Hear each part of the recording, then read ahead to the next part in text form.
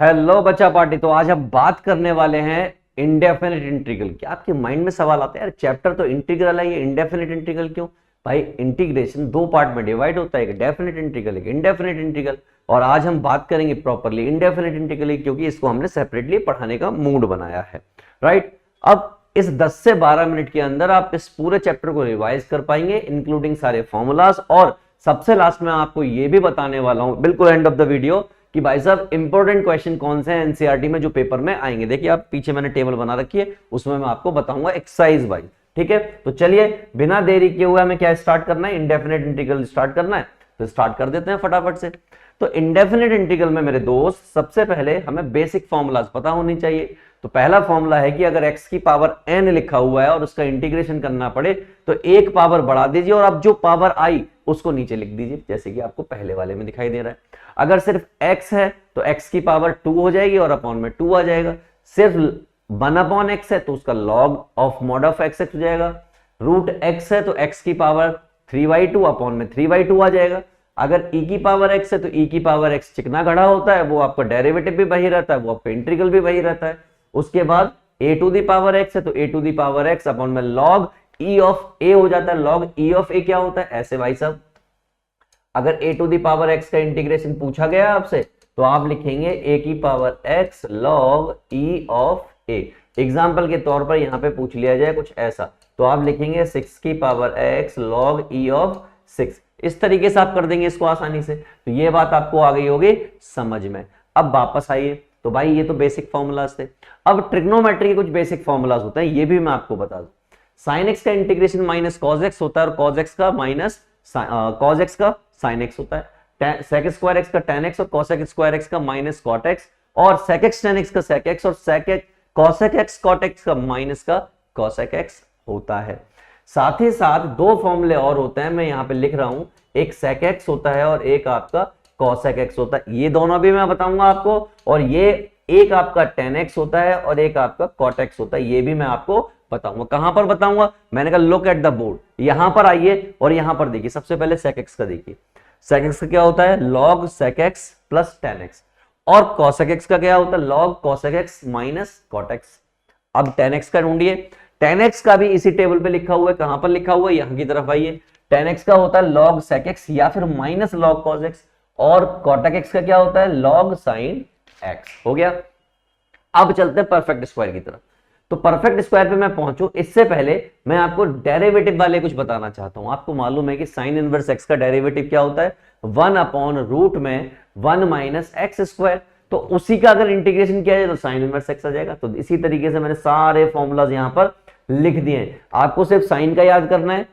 किसका याद करना है? साइन का याद करना है, टेन का याद करना है और सेक का याद करना है।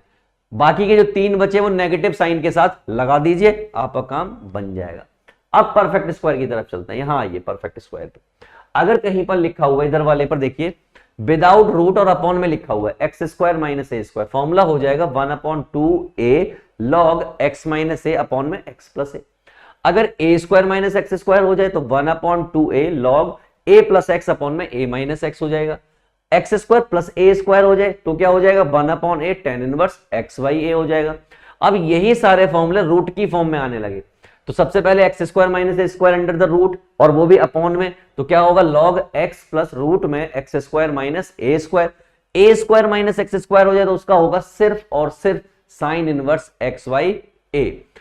रूट में x square plus a square या a square plus x square लिखा हुआ वो 1 के अपॉन में, तो वो हो जाएगा log x plus root of x square plus a square और we can say a square plus x square. अब ये जो अपॉन में आ रहे थे, अपॉन में ना आके सीधे सीधे आने लगे, सीधा सीधा। तो रूट में अगर ए स्क्वायर माइनस एक्स स्क्वायर मिल रहा है तो वो होगा एक्स वाई टू रूट में a square minus x square plus a square by two sine inverse x Y a. X square minus a square मिल रहा है तो ऊपर वाला सेम होगा, इतना हिस्सा, बीच में माइनस का साइन आएगा, ए स्क्वायर बाई 2 भी आएगा और लास्ट में आ जाएगा log एक्स प्लस रूट में x square plus a square minus a square. और सेम ऊपर वाला लिख दीजिए, बस यहाँ पे जहां प्लस था, जहां नेगेटिव है वहां सब जगह प्लस कर दीजिए। दैट्स इट, हो गया ये। अब चलते हैं आइलेट मेथड पर। आइलेट मेथड क्या होता है? आई बोले तो इनवर्स होता है, एल बोले तो लॉगरिथमिक होता है, ए बोले तो एल्जेब्रिक होता है, टी बोले तो ट्रिग्नोमेट्रिक होता है और ई बोले तो एक्सपोनेंशियल होता है। कब यूज होता है? जब दो ट्रिग्नोमेट्रिक फंक्शन मल्टीप्लाई में आ जाए, क्योंकि यहाँ पे प्रोडक्ट रूल तो होता नहीं है, तो इसकी हेल्प से हम इसको सॉल्व करते हैं। और सॉल्व करने के लिए ये वाला फॉर्मूला हम यूज करते हैं, ये आपकी हेल्प करेगा, क्वेश्चन आपका निकल जाएगा। उसके बाद चलते हैं पार्शियल फ्रैक्शन की तरफ। पर पार्शियल फ्रैक्शन में क्या होता है? 1 के अपॉन में या समथिंग के अपॉन में पहला फैक्टर और दूसरा फैक्टर लिखा होता है। अब वो क्या लिखना होता है इसको? a अपॉन पहला factor plus minus b upon दूसरा फैक्टर। अगर स्क्वायर आ जाए अंदर तो आप उसको ऊपर bx प्लस c करके लिख देंगे वो वाला फैक्टर, और अगर बाहर स्क्वायर आ जाए तो उसको 3 फैक्टरों में करके लिख देंगे, राइट? ये पार्शियल फ्रैक्शन होता है, ठीक है। अब इसके अलावा अगर न्यूमरेटर अपॉन क्वाड्रेटिक इक्वेशन आ जाए, क्या आ जाए? न्यूमरेटर ऊपर हो यानी कुछ हो, नीचे क्वाड्रेटिक इक्वेशन हो, उस केस में क्या करोगे? तो numerator equal to a dy dx equal dy dx के ब्रैकेट में डिनोमिनेटर प्लस b, इस फॉर्मूले से इन क्वेश्चन को सॉल्व करना होता है। तो this is all about indefinite integral. लेकिन यहां पर अब एक चीज बचती है कि इंपॉर्टेंट क्वेश्चन कौन से, वो बहुत ज्यादा जरूरी है। तो सबसे पहले एग्जांपल्स में चलते हैं। अगर आपको एग्जांपल्स करने पड़े तो 3, 5, 6, 8, 9, 10, 12, 15, 18, 22, 25, 35, 38, 39 all are important question, all are important question. Paper में आते हैं भाई सब सीधे। 7.1 8, 10, 13, 20, 22 कर लीजिए।